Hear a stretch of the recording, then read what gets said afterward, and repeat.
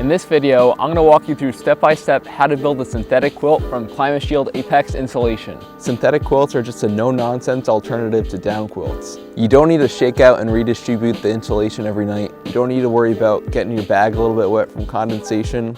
You just simply get in the quilt and it works without fuss. Let's talk a little bit about design. So generally, quilts are either built with a taper going down a half or a third of the quilt, or the whole length of the quilt has some kind of taper going down the sides, or they're just built in a rectangle shape. They generally have a zipper or snaps going down the sides and a cinch cord at the bottom to cinch it up, but sometimes they have a sewed-in foot box. I personally don't see the utility in open quilts. I like all my quilts with a sewn-in foot box, but I sew all my quilts with this weird design. This is just the design that I find to be the most efficient to maximize the warmth and the utility of the quilt while keeping weight as low as possible.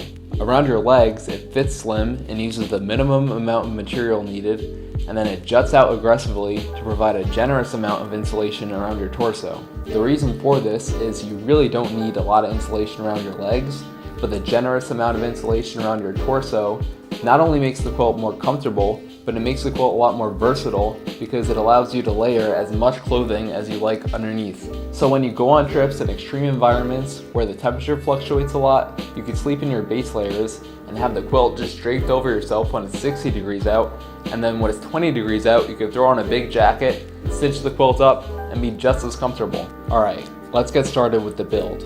For this project, I'm going to be using 3 yards of 3.6 ounce ClimateShield Apex, 5 yards of ion fabric from Dutchware, a bit of shock cord, and a mini cord lock, but I made this chart to help you figure out what materials will work best for you.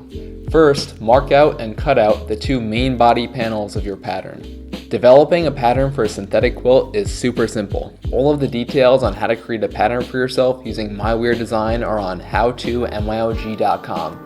Link is in the description. Stack your 2 main body panels so that the sides that you want to be facing out on your finished quilt are now facing inwards towards each other. Place these panels on top of your insulation, mark them out, then cut out your pattern on your insulation. Now cut out your cord channel, roll the side edges over, and sew them up to create a hem. Fold the cord channel and place it in between the 2 main body panels. Put pins through the edges of the material. Be extra careful when pinning down the side with the cord channel. Now to make the foot panel, use a piece of string to make a compass to mark out your fabric. Cut the foot panels out and use them as a template to mark out and cut out your insulation. Pin the foot panel together with the exterior sides of your fabric facing each other. Sew along the edges of the main body panel, but leave a gap in the stitching at the bottom of the panel. Sew along the edge of the foot panel and also leave a small gap in the stitching. Reach inside the layers of fabric and pull those panels inside out. Fold the sides of those unsewn edges inwards and sew them shut.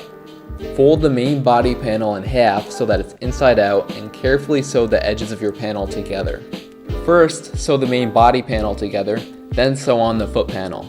As you're doing this, keep pushing the sides of the seams on each side of the panel back. Try to leave the least amount of seam allowance that you can so that you're left with a nice, clean, low-profile seam on the inside of your quilt. Now just run your cord through the cord channel, sew it to one side, throw your cord lock on there, and you're all set. Thank you so much for watching. I'll see you in the next video.